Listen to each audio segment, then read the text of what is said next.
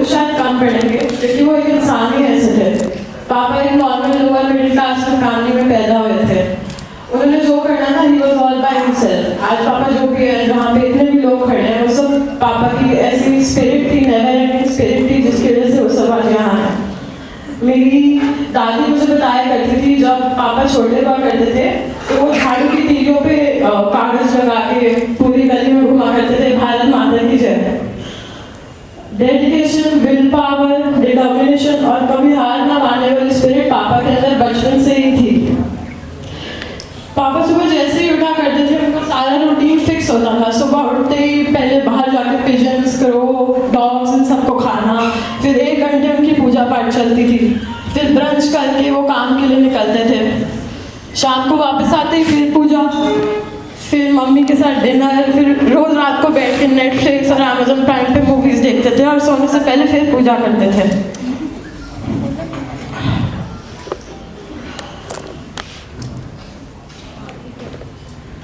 जब मेरे भाई और मेरा बर्थ हुआ था, एस्ट्रोलॉजिकली हमारा नाम ख्याति और हार्दिक पड़ा था, पर पापा सारे दिन हरि नाम बोलते थे और कृष्ण जी को इतना मानते थे कि उन दोनों ने हम दोनों का नाम राधिमा और राधेश रखा।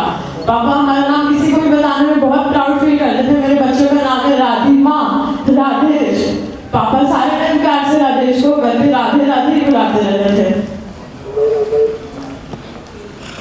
रोज पापा 16 माला करते थे हरि नाम की।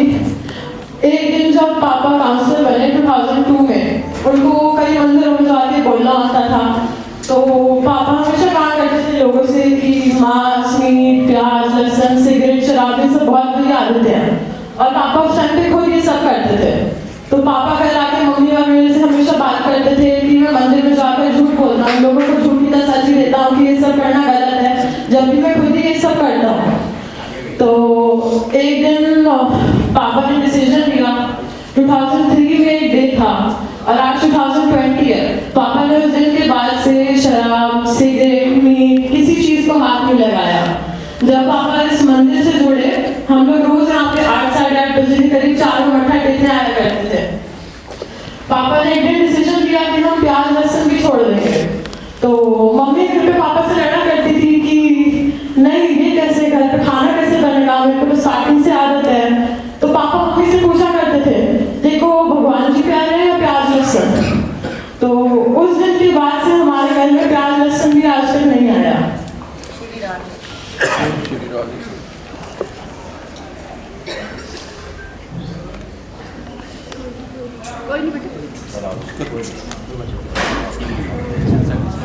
बैठे ना सब आपके साथ। हाँ, हम सब है ना, कोई बात नहीं। मैं डीपीएस द्वारका से पढ़ी हूँ। तो जब भी मैं स्कूल से वापस आया करती थी ना, तो दावड़ी के बीच में कई सारी शॉप्स होती थी, जिसकी वजह से बहुत ट्रैफिक जाम लगता था रास्ते में। तो एक दिन गर्मियों का दिन था, मेरे पापा को आके बोला कि पापा ये दुकान ऐसे बीच में है, इससे हमें स्कूल जाने में इतना लेट होता है, लोगों को इतनी दिक्कत होती है, द्वारका में इतने स्कूल्स हैं। तो पापा ने उसी दिन से डिसीजन ले लिया और इस चीज को अपने एजेंडे में डाल दिया कि जितने भी शॉप्स रोड के बीच में उनको मैं तुड़वाऊंगा और लोगों के लिए रास्ता आसान होगा। और आज वो दिन है, वहाँ पे जितनी शॉप्स थी हट चुकी हैं। बट एक बहुत सैड बात है, जिस दिन मंडे रात को पापा को अटैक आया, उसी दिन सुबह की बात है, वहाँ पे 2 और दुकानें थी जो हटनी बाकी थी। वो दुकानें भी उस दिन हट चुकी थी। मैं अपनी ट्यूशन में थी और बच्चे बात कर रहे थे कि दावड़ी में बड़ा ट्रैफिक लगा हुआ है क्योंकि दुकानें टूट रही हैं वहाँ पे। और पापा हमारे ऐसे थे, इतने काम करवाते थे, हमें नहीं पता होता कि पापा ने करवाया है। तो मैंने उस दिन सोचा घर जाऊंगी, पापा से पूछूंगी, पापा ये 2 दुकानें किसने हटवाई हैं, कब हटी। पर वो खैर मौका ही नहीं मिला। और इसके बारे में पापा फेसबुक पे वैसे हर छोटी छोटी चीज पोस्ट करते थे, लेकिन इसके बारे में नहीं डाल पाए। पर मैं उनके अकाउंट से इसके बारे में जरूर पोस्ट करूंगी आगे आने वाले दिनों में।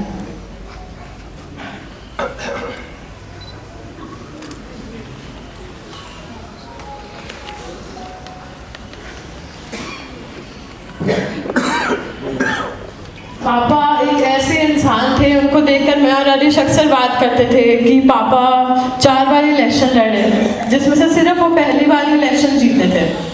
तीनों बारी कुछ ना कुछ ऐसी चीज़ें हुई, शायद भगवान को ही नहीं मंजूर था कि पापा फिर से बने कुछ, तो तीनों बारी कुछ कुछ ऐसा हुआ, पापा जीता हुआ इलेक्शन हार गए, जीता हुआ इलेक्शन तीनों बारी। तो अभी जो लास्ट टाइम इलेक्शन हुआ था जिसमें पापा आम आदमी पार्टी से लड़े थे, जब इलेक्शन का रिजल्ट आया घर पे कोई आया था मेरे को बताने कि पापा इलेक्शन नहीं जीते हैं, पर मेरे को यकीन नहीं हुआ तो मैंने पापा को कॉल किया। मैंने बोला पापा रिजल्ट क्या था? पापा मेरे को कहते हैं कुछ नहीं बेटा, हार गए, अगली बार फिर ट्राई करेंगे। मैं घर पे रो रही थी, मम्मी राधेश, पर पापा इतने स्ट्रॉन्ग। उसके 3 दिन बाद ही मैंने पापा की फेसबुक पे पोस्ट देखी, हैप्पी लाफ्टर डे की। मैं दिल में सोच रही थी कि पापा इतनी स्ट्रगल, इतना कुछ पापा ने सहा है, फिर भी कभी हार ही नहीं मानते। अभी फिर इलेक्शन थे एमएलए के, पापा का स्टार्टिंग से ही ड्रीम था, वो कॉलेज में थे कि वो एमएलए बने। वो ड्रीम तो कभी फिर पूरा नहीं हो पाया, पर उन्होंने दिल जीता है तो चिंता मत कर। संजय पुरी, संजय पुरी, संजय पुरी। जब भी मैं पापा के साथ चलती थी, एक होता है बच्चों को मैं अपने पापा के साथ जा रही हूँ, मुझे ऐसा नहीं लगता था मैं अपने पापा के साथ जा रही हूँ, मुझे लगता था मेरे साथ लाइफ भगवान चल के जा रहे हैं। And I would like to conclude by saying, Papa, you might not have lived a really long life, but you for sure have lived a really big life. And you will be remembered by each one of us till the sun continues to rise. I love you.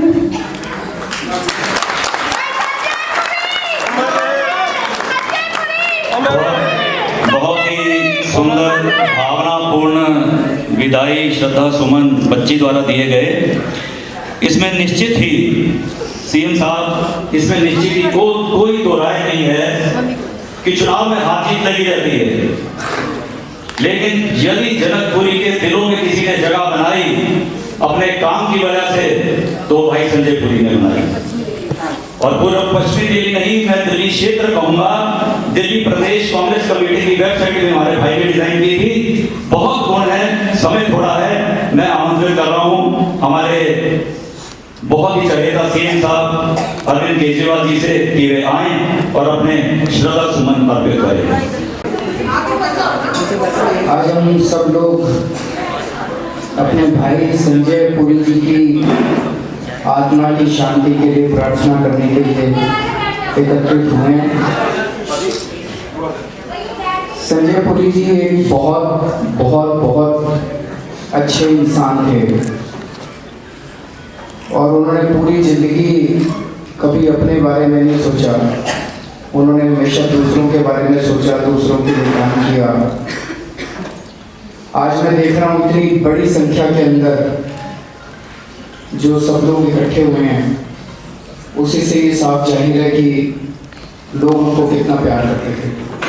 और लोग उनको प्यार इसलिए करते थे क्योंकि वो सबके दुख सुख में काम आते थे। उन्होंने बहुत सारे काम किए। मेरा पिछले 4-5 साल से उनसे ताल्लुक़ था, लेकिन पिछले 4-5 साल में वो मेरे बहुत नज़दीक आए।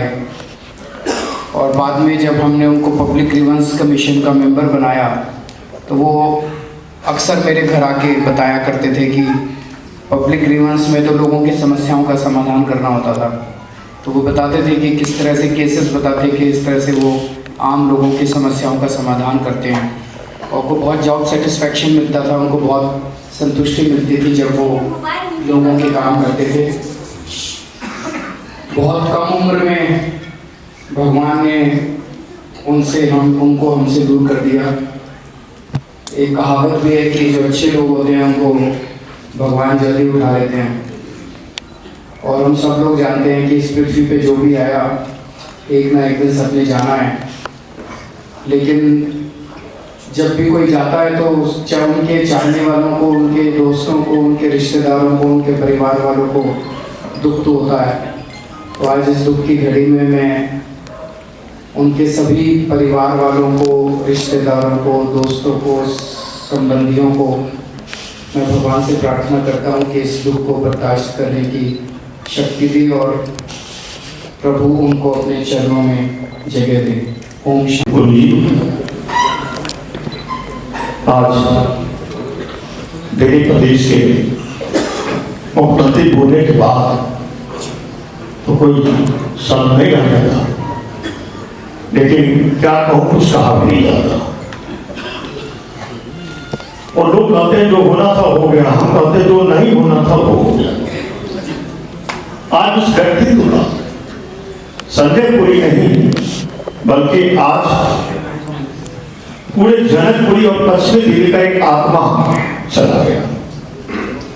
मुझे तो हम एक दूसरे से 90 से बड़ा संबंध रहा और जनकपुरी जानती है इस बात को। और मैं देखता हूं, जब भी मैं 11 मूर्ति की तरफ चलता हूं तो 11 मूर्ति को देखता हूं तो महात्मा गांधी के सिवा और किसी को हम लोग नहीं जानते हैं, लेकिन उनकी व्यक्तित्व कृतित्व जो है आज लोग याद करता है। तो जनकपुरी में आज पश्चिमी दिल्ली में भाई संजय पुरी का व्यक्तित्व, उनके कृतित्व दर्शाता है। आज उपस्थिति आज जितना ताका लगा हुआ है, आधे से ज्यादा सीएम साहब, आधे से ज्यादा लोग चले गए हैं बीच में, लेकिन जो ताका लगा है उपस्थिति दर्शा रहा है उस व्यक्ति का व्यक्तित्व, उसका कृतित्व इतना ऊंचा था जो आज उन्हें आज लोग श्रद्धा के सुमन अर्पित करने आए हैं। तो ये उनके व्यक्तित्व, और मुझे लगता है वो अपने आप में एक पुस्तकालय था। जानकारी इतनी थी, फाइलें की इतनी जानकारी थी, काम किस तरह से होता है, काम करने के कला, किस ऑफिस से कौन काम करेगा, कैसे करेगा, ये कला मुझे भी बहुत प्रभावित करता था और मेरे साथ तो बड़ा सानिध्य रहा उनका। और हर जनवरी में हर 1 तारीख को 2 डायरी लेके पहुंचते थे मेरे यहाँ। कहाँ किस पार्टी में नहीं, हर जनवरी को 2 डायरी लेके पहुंचता था, एक गाड़ी के लिए और एक ऑफिस के लिए। उस व्यक्ति ने कभी, आज सभी पार्टी के लोग आए हैं, क्रॉस द लाइन, जो किस पार्टी को कौन नहीं, आज हर संस्था के लोग आए हैं, हर पार्टी के लोग आए हैं और हर जनकपुरी नहीं बल्कि इस पश्चिमी दिल्ली के कुछ जाने माने संस्थान, उनके बहुत लोग आए, उनकी आंखों में आंसू है। इस परिवार निश्चित रूप से बेटा बेटी को समय नहीं दे पाया जो समय समाज के लिए दिया, और समाज के लिए जो कर्तव्य निष्ठा रात रात तक करता था भुलाया नहीं जा सकता। उस आदमी का काम फाइलिंग, जो फाइल कहीं डिपार्टमेंट में नहीं मिलता था वो फाइल खोज के कहीं से निकाल के उसकी फाइलिंग की एबिलिटी रखने का है। कोई पुस्तकालय यदि उनके घर का देखे, कोई हर दीवार पर कोई ना कोई डिपार्टमेंट का कागज और फाइलिंग इस तरह से रखा है जैसे आज का है। मैं उस दिन को नहीं भुला सकता जब यूनिट एरिया एमसीडी में जब यूनिट एरिया की बात आई थी, तो यूनिट एरिया लागू करने वाला जो है यूनिट हाउस टैक्स का, तो यूनिट एरिया ला करके लोगों को मुक्त किया था। अफसर रात से बोला करते जो अपने आप कैलकुलेट करो और जमा करो, वो यदि यूनिट एरिया दिन है तो संजय पुरी का दिन है, जब वो नेता राम सिंह हुआ करते थे और वो एमसीडी में हुआ करता था। तो उस समय यूनिट एरिया का प्रणाली यदि दिल्ली में लागू हुआ तो उन्होंने लागू किया था। तो उनकी मानसिकता बड़ी ऊंची, और इस परिवार को मैं धन्य मानता हूं, उनकी श्रीमती को धन्य मानता हूं, उनके माता पिता को धन्य मानता हूं, उनके बच्चों को जो समय बच्चों का देना था वो बच्चों का समय नहीं दिया, बल्कि समाज के निर्माण में, समाज के सुधारने में और समाज का किस तरह से काम हो। तो मुझे बड़ा आनंद आता था उनके सुन के, हमेशा लगता था। और अभी भी हर 2 महीना पर 1 महीना पर मेरे पास बैठते थे, 1 घंटा 1.5 घंटा और बात करते थे किस तरह से। तो मैं बहुत बधाई देता हूँ, आंखों में आंसू की है, लेकिन मैं सीएम साहब से आग्रह करूंगा उस व्यक्तित्व के कृतित्व के नाम से, और भी नहीं कोई संस्था है तो उसकी जो नामांकन हो तो उसकी नामांकन हो जाए, जिससे कि उन व्यक्तित्व का कृतित्व का लोग याद रखे संजय पुरी कौन था। तो ये रोड की नामांकन में कई दिक्कत आती है, बहुत सारे नाम होते हैं क्योंकि पंखा रोड के 2-3 नाम ऑलरेडी हो चुके हैं, उस पर दिक्कत आएगी, दिक्कत आ सकती है। प्रारंभिक अवस्था में दिक्कत है, नाम काटना बड़ा मुश्किल हो जाएगा। इसीलिए कोई संस्था हो या कोई यूनिवर्सिटी नामांकन में नहीं हो, ऐसे संस्था का नाम उस पर हो जाए तो उनकी व्यक्तित्व कृतित्व दोनों को जनकपुरी ही नहीं बल्कि हम सब याद करेंगे और ये आपका नाम बहुत ऊंचा होगा।